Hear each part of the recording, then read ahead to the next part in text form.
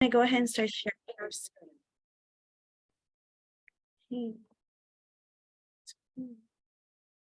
What's up this one? Give me a minute. Are you able to share? Give me a minute. Yeah. Sorry. Let me go here.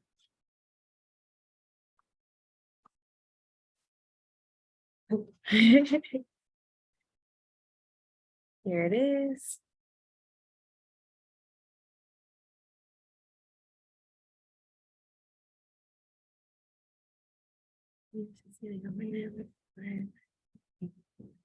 Hello.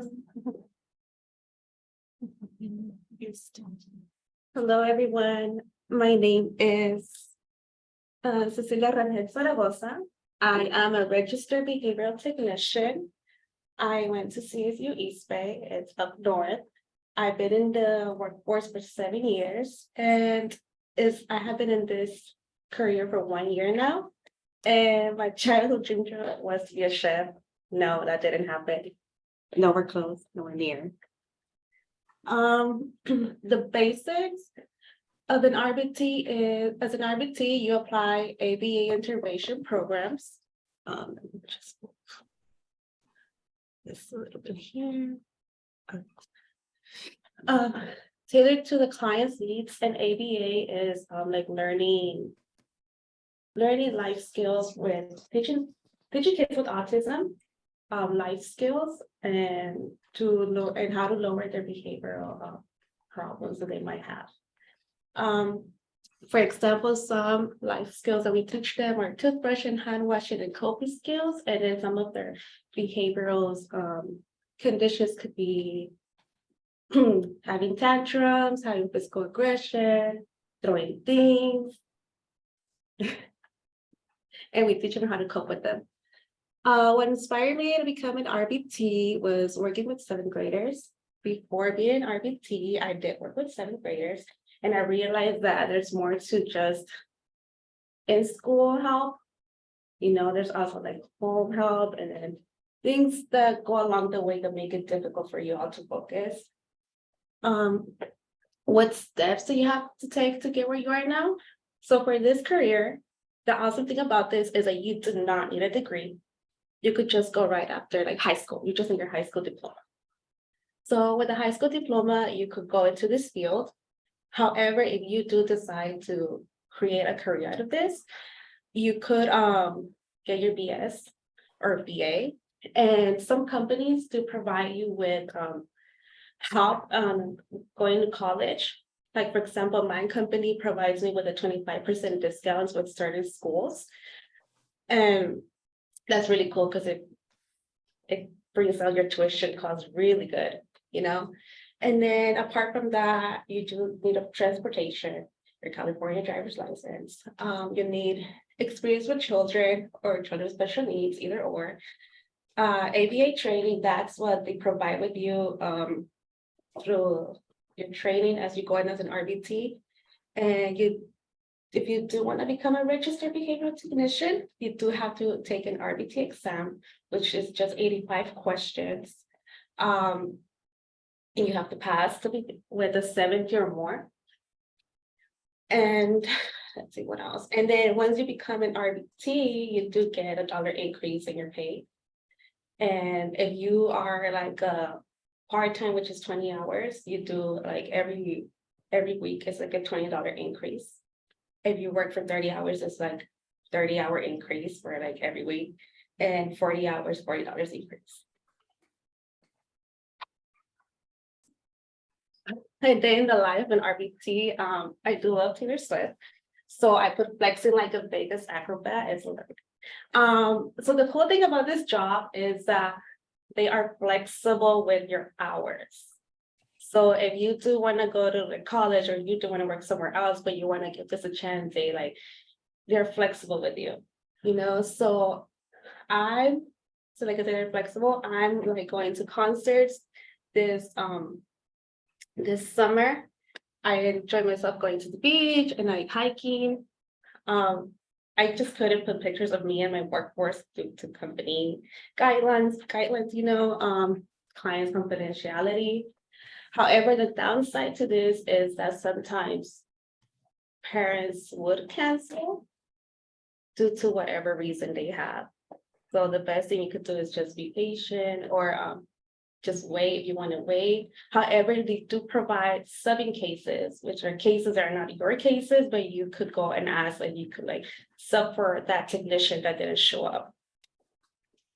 And you do get paid for it. Let's talk about grit. Okay, so this is more so me. What motivates me and what what do I do when I want to give up? Yeah, and myself.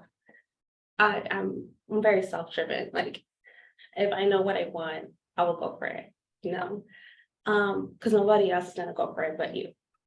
So what do you do when you want to give up? I look at my goals. I remind myself what I want and how I can get there. And if I did it once, I could do it again. And what was your hardest professional obstacle to overcome? In order to see progress, first comes the worst, then the better. I learned this throughout my this career. Because sometimes parents could be they don't understand like why their child or like whoever the client is, why they feel like it's not working, and that's because they know that for you to see progress, that there needs to be an behavioral outburst, which is where like clients just, an example, where my client just like starts throwing things. Like if we're working on like bring the goal down, sometimes it flips. It just everything just throws, and then I have to like remind parent that this is gonna happen. It's part of his, it's part of his plan. Like it's gonna happen, and then you're gonna see the results.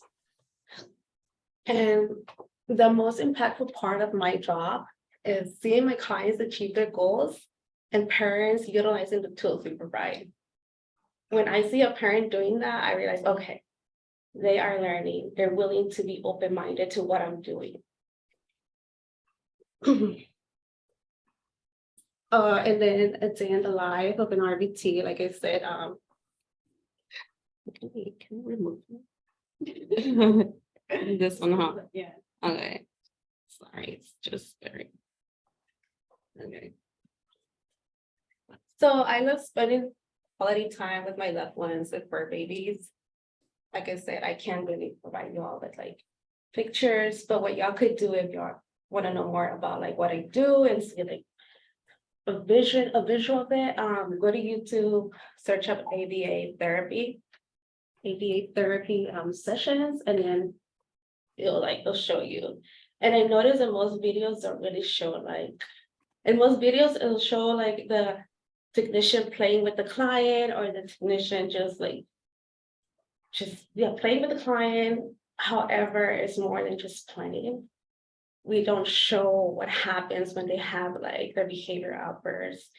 We don't show how we handle tantrums. They don't show how like we stop them, prevent them from being physical aggressive towards us or like towards their family. And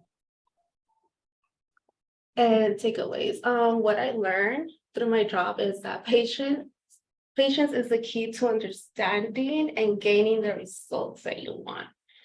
And I say this because it took me a lot of patience. Like it took a long time for me to get my first client. So I had to be patient with that, because that's another thing, like you cannot just go into this building and like, okay, I'm gonna get a client. No, there's a lot that goes beyond getting a client. You need like there's paperwork to make the process. There's like from our side to like their side of their like original company, it's a lot.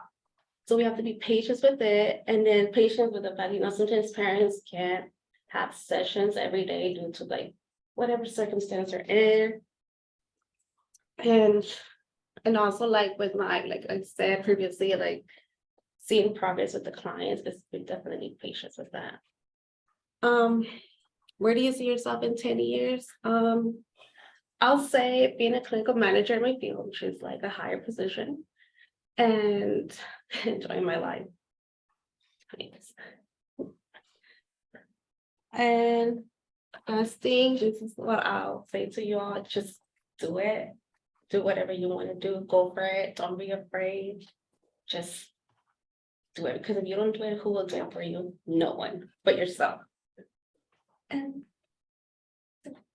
you don't have any questions, that's it. Good. You guys have any questions, any comments? Anything? Where do you work in cases? Okay, so we have home cases and school cases. I prefer home cases because school cases, I tried it once was enough for me. I realized that I like working one-on-one with my client in a personal setting. So I work my home cases, but you do have the option to do school sessions. And I know some other companies do provide like clinic sessions, but us it's just home and school. See, we have a question in the chat. They're asking what parts of the job are the most stressful? What parts of the job are more stressful? Okay,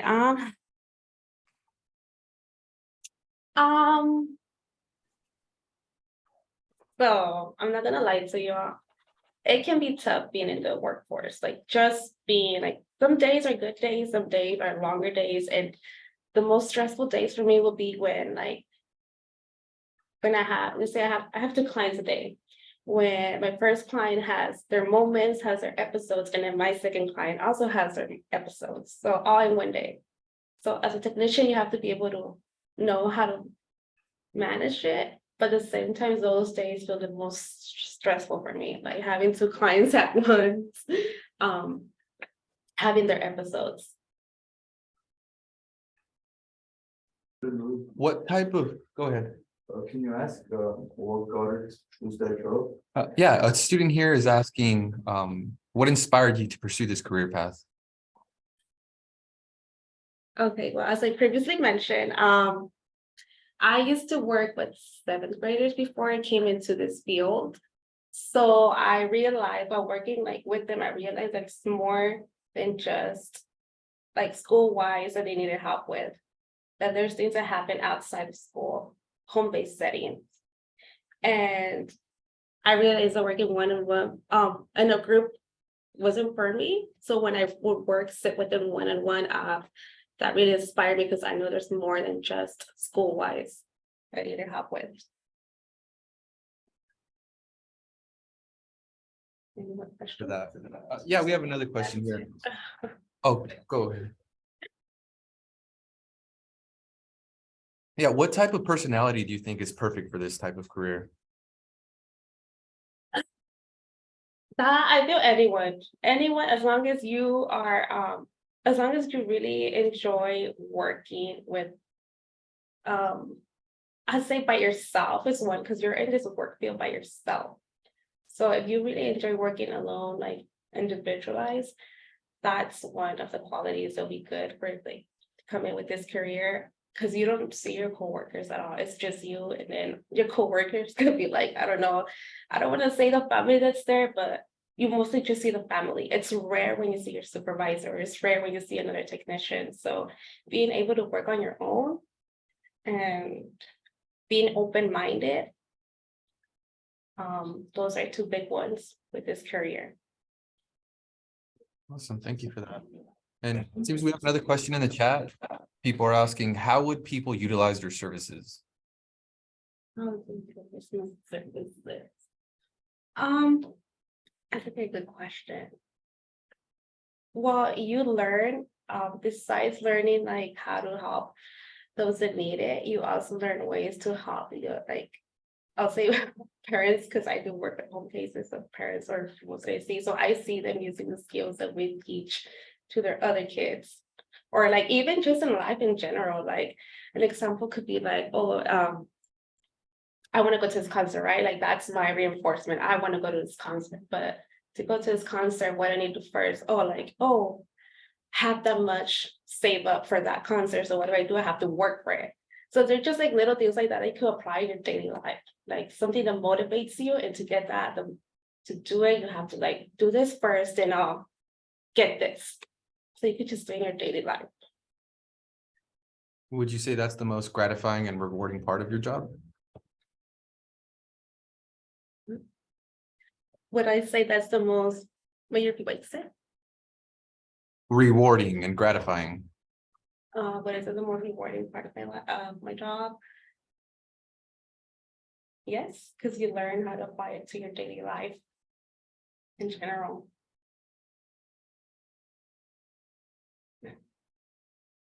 Any other questions? No. It's okay. Thank you.